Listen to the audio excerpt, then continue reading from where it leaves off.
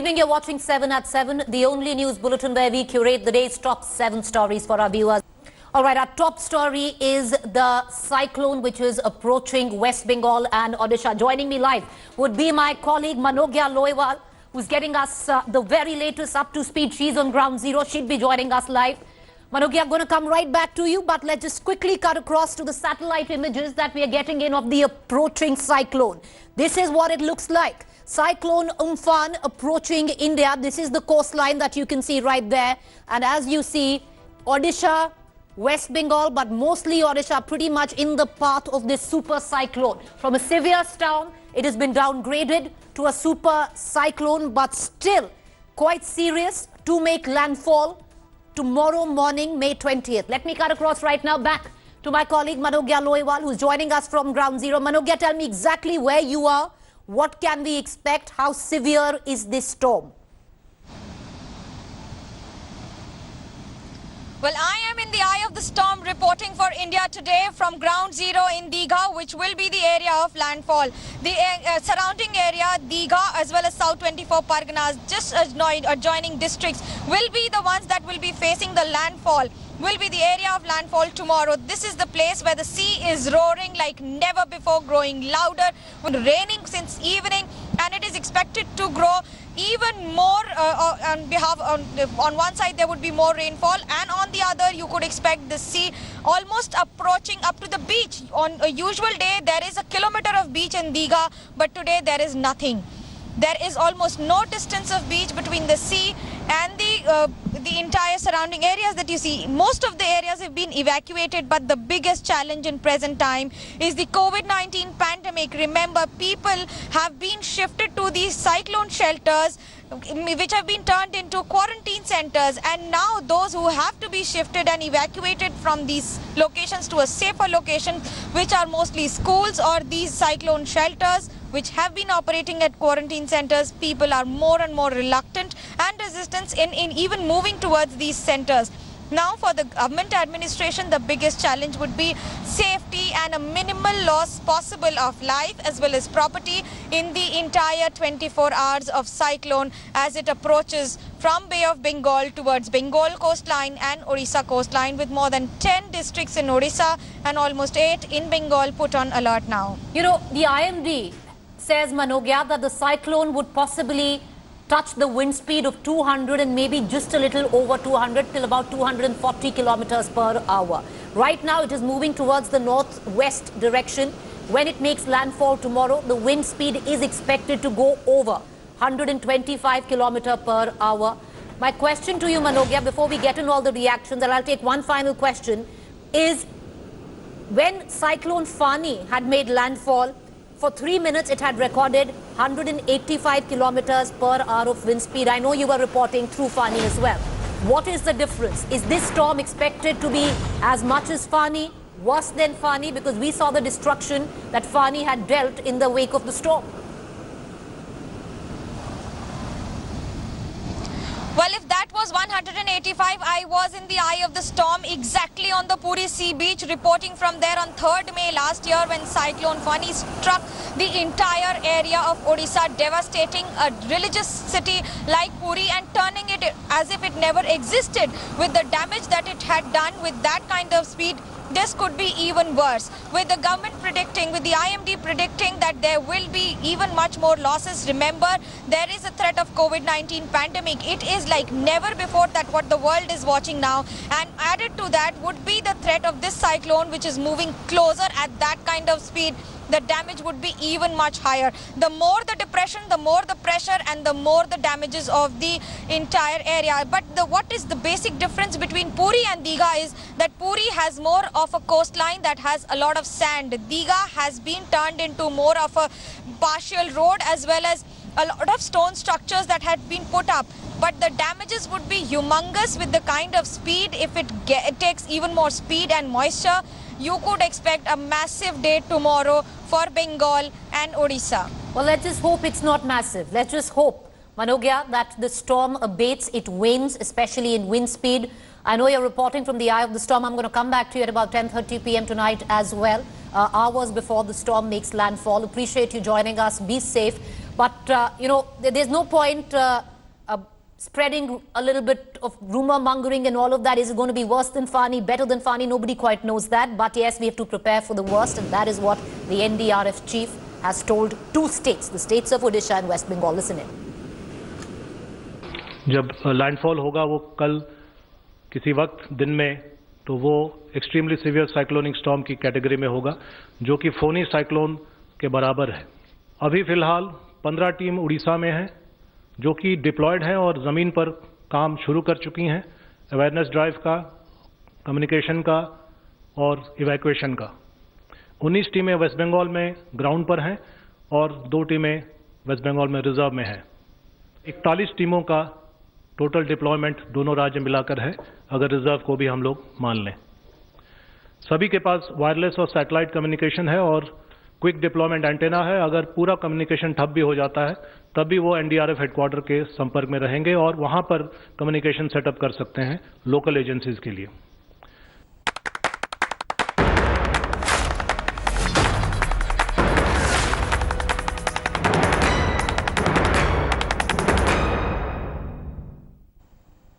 All right, as we continue to get you the very latest on the lockdown, we are going to keep a very keen eye on the developments taking place in West Bengal as well as Odisha. Now, the NDRF says, which you just heard, that we are expecting this storm, this cyclone to be as bad as Fani. Let's hope it's not, but we'll get you the very latest. Now, let's get back to the latest numbers that India has recorded. Yes, we are opening up.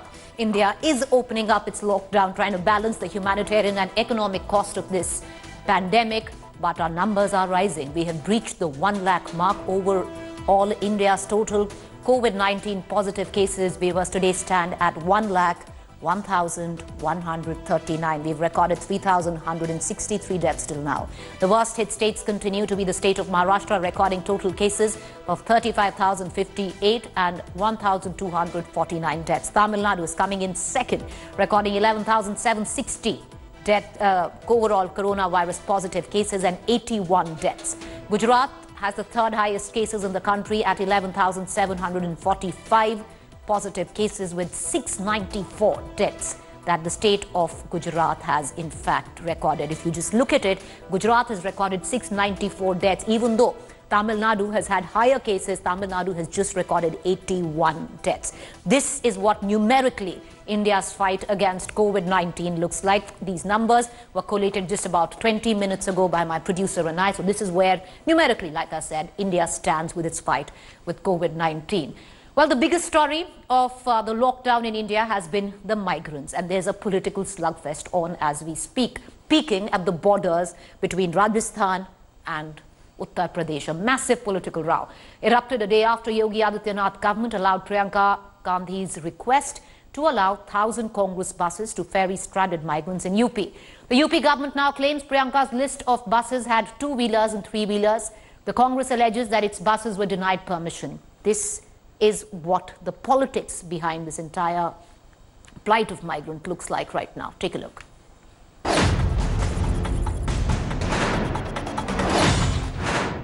आदरणीय मुख्यमंत्री जी, मैं आपसे निवेदन करना चाहती हूँ, ये राजनीति का समय नहीं है। हमारी बसें बॉर्डर पे खड़ी हैं, हजारों श्रमिक भाई बहन पैदल बगैर खाए पिए दुनिया भर की मुसीबतों को उठाते हुए अपने घर की ओर चल रहे हैं। हमें उनको मदद करने की अनुमति दीजिए, हमारी बसेस को परमिशन दीजिए ताकि हम उनको सही सलामत अपने घर पहुंचा पाए। Congress General Secretary Priyanka Gandhi Vadra urging UP CM Yogi Adityanath to allow 1,000 buses run by Congress to ferry migrants back home. On Monday, the Yogi government accepted the proposal and sought details of the buses and drivers. But on Tuesday, a major controversy erupted when the Uttar Pradesh government claimed that the Congress list of buses had 2-wheelers, 3-wheelers and cars. The BJP accused the Congress of playing politics over migrants. जो बस है वो कहीं निकलती है ambulance, कहीं निकलती है 3-व्हीलर, कहीं निकलती है टाटा मैजिक, और ये कहीं और नहीं, गवर्नमेंट ऑफ इंडिया का जो पोर्टल है, जो वाहन पोर्टल है, उसके अंदर ये जानकारी दी गई है। नोएडा और गाजियाबाद बॉर्डर पे 500 गाड़ियां पहुंच जाएंगी। जब फिजिकली वेरीफाई सरकार उन्हें कर ले और उसके बाद उनके पेपर्स को वेरीफाई करके उनका सदुपयोग करे। ये राजनीति करने का समय नहीं है। The Yogi government asked Priyanka to send 500 buses to Ghaziabad and remaining 500 to Noida by 12 p.m. on Tuesday. Priyanka Gandhi later wrote a letter to Yogi government claiming that the Congress buses were stuck at Agra. As the buses continued to be stuck in Agra, the Congress workers staged a protest against the district administration. पूरा मंत्रिमंडल और पूरी सरकार एक लय से झूठ बोलने का काम कर रही है। प्रत्यक्षम किम प्रमाणम, ये लगातार बसों का रेला इस बात को साबित करता है कि हम बसें लेकर तैयार हैं। अब तक प्रमुख सचिव गृह ने अनुमति नहीं दी कि हम बसों को लेकर उत्तर प्रदेश के गाजियाबाद और नोएडा बॉर्डर पर जा सकें। The BJP accused Congress of politicizing the migrant crisis, conspiring to send migrants back home when the economy is restarting. See, the whole thing reeks of political opportunism, of trying to make a political point. With Nilanshu Shukla, Bureau Report, India Today.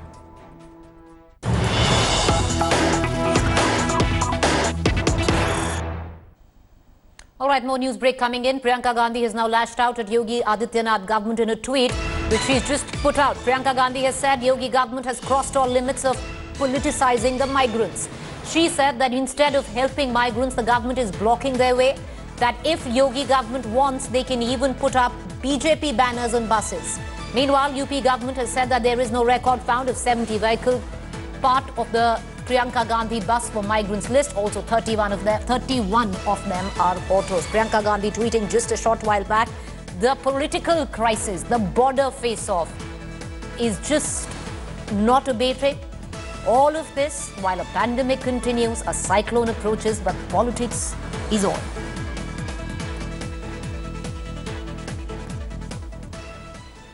Meanwhile, let's shift your focus back right now to the pandemic and the frontline warriors who are fighting it. India Today was the only channel to get inside a government COVID hospital in the national capital.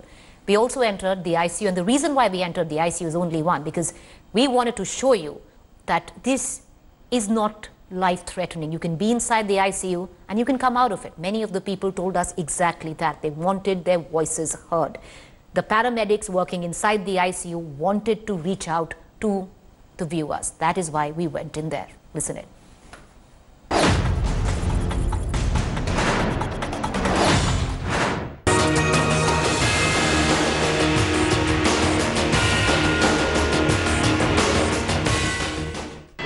So we are entering now we are inside the ICU at the LNJP hospital. There are about 15 beds here which are treating COVID-19 patients. And we'll try and understand how things are working there. What kind of patients do you usually get in the ICU, and what is the kind of treatment that you start for them? We are getting usually the moderate to severe type of patient. Rest of the mild symptomatic patients are kept in new medical block and also new surgical block, and that is managed by different residents. And the frontline, we the anesthesiologist and the medicine people are seeing, and even the pulmonary medicine team people. Here the most of the patients are in moderate to severe respiratory distress condition, and all of them are COVID positive and some of them are COVID suspect, and we are awaiting for the reports of them. And if it comes to the COVID negative, we will shift out the patient. And all these patients are in oxygen support. The main treatment protocol is we have to supplement oxygen to every patient. Here all the patient is getting oxygen either through the normal mask we are getting, or through the non-rebreathing mask, or some thrive is there. That is some medical term. For these patients we are giving thrive for them. Okay. And also chloroquine we are giving.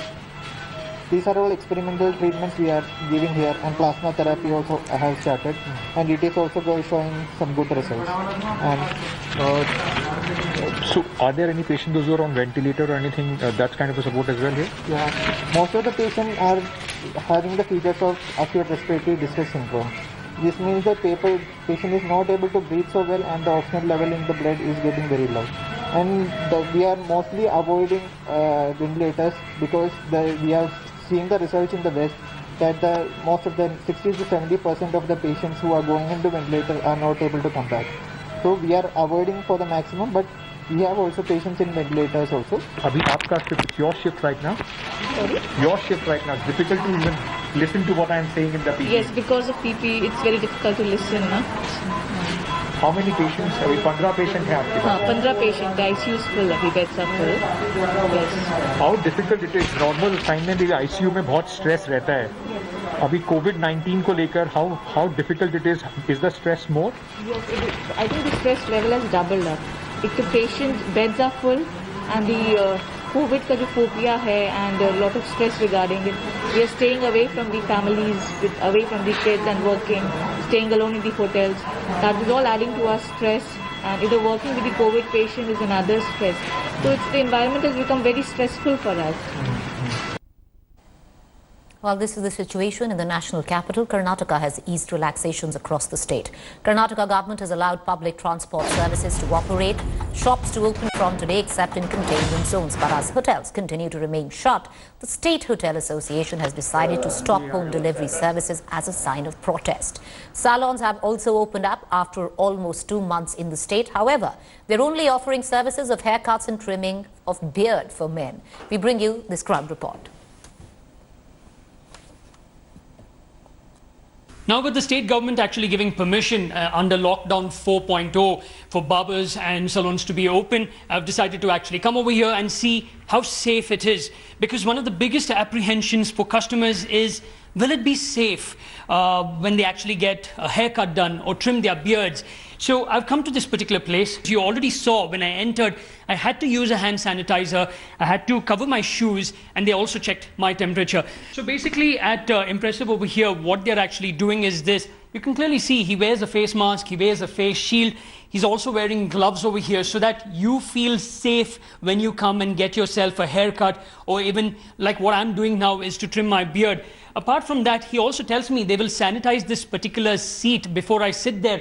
So while this is going on, they've also kept all the equipment over there. It's UV sterilized. So the moment I sit over here, I know for sure that I am safe. Trust me, I can actually trim my beard at home, but these guys are masters. In fact, they do a much better job than what I would do. Day one of operations for Bengaluru autos. Around 1 lakh autos are plying on Bangalore roads. Let me try catching an auto here and see if I can go to my destination. Sir, Residency Road? I can come? Okay, he has agreed to my destination, and the first thing that the auto drivers are doing is use of sanitizer. Every passenger who comes on board will have to use sanitizer. Even though I'm wearing a glove, I've been told to use the sanitizer. As you can see, every person here is having a sanitizer for himself. Let me board the auto here, and only 2 passengers are allowed. The meter has been put in, only 2 passengers and not 3 like before. Every passenger who comes on board on this auto should wear a compulsory mask, or would you be okay with them not wearing? No, compulsory. There is a government rule. They must follow compulsory. And sanitizer, sir, you're giving them compulsory? Sure, because anything will happen. That's why compulsory I'll use to. I got. Yeah. So one message to the government that if you want to give, and the passengers. See, passengers must follow the rules. What the government is doing. Even the auto drivers must follow that also. Even car also, Ola, Uber, they are suffering more than. So, not only auto, even car also. So, government will help the people. We are poor, not rich people. We are middle class. We are struggling more than more. So, government, please help our drivers. Okay. The message that he gave is that government should help the drivers, and people also should not fear because he's using hand sanitizer. He's wearing a mask. So, nothing to fear. People can come on road and use the auto services. Nagarjun Dwarkanath for India Today. Shifting focus, the US President Donald Trump serves an ultimatum to WHO in a 4-page letter to the World Health Organization over the COVID-19. Trump has asked the UN body to commit to major substantive improvements within the next 30 days or face permanent fund freeze.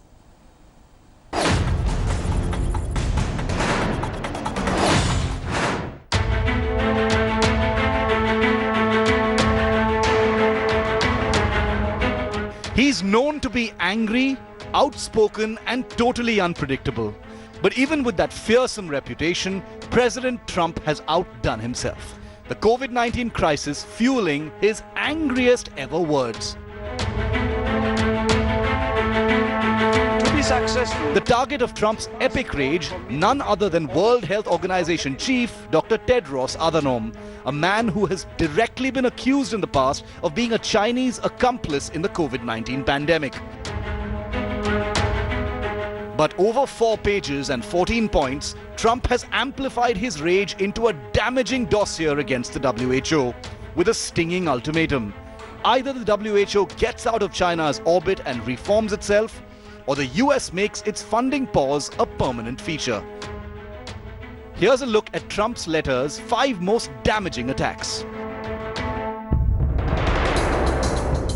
Trump's first punch is that the WHO explicitly ignored the earliest reports of the corona outbreak in December 2019. Trump's second punch is how Taiwan's crucial warning on human transmission was deliberately suppressed by the WHO at the behest of China. Trump's third punch is on the WHO's insidious silence on China's crackdown on Dr. Zhang Yongzhen, a crucial scientist whistleblower in the outbreak. Trump's fourth punch accuses the WHO of praising China's transparency and opening restrictions in cities instead of fixing accountability.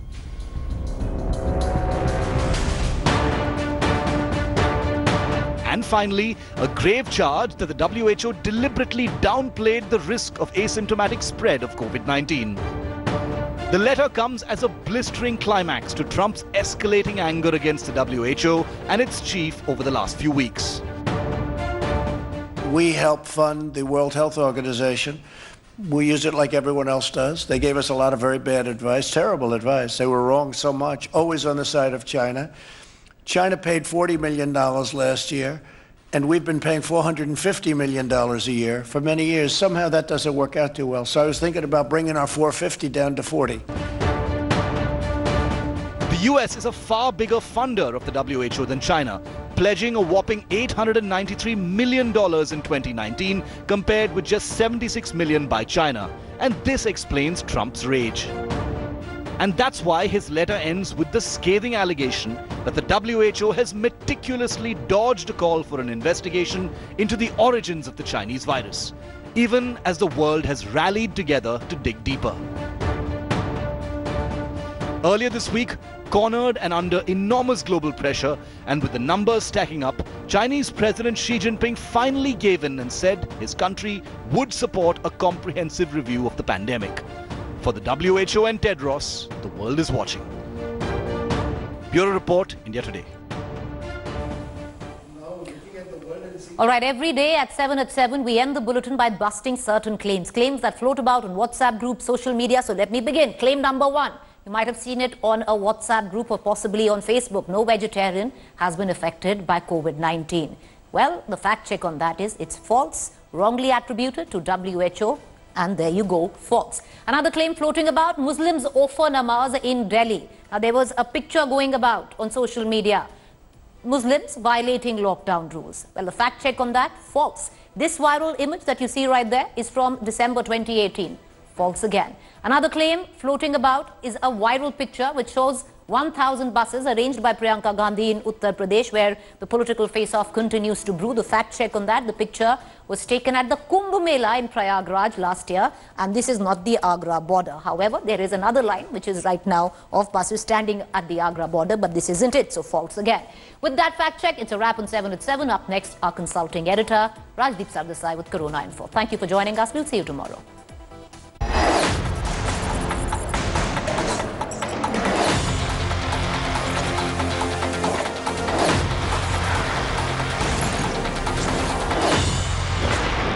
Hi everyone, Preeti Chaudhary here. Hope you like this video. For latest news and analysis, like and subscribe to the India Today YouTube channel. And don't forget to press the bell icon to stay updated. Thank you for watching.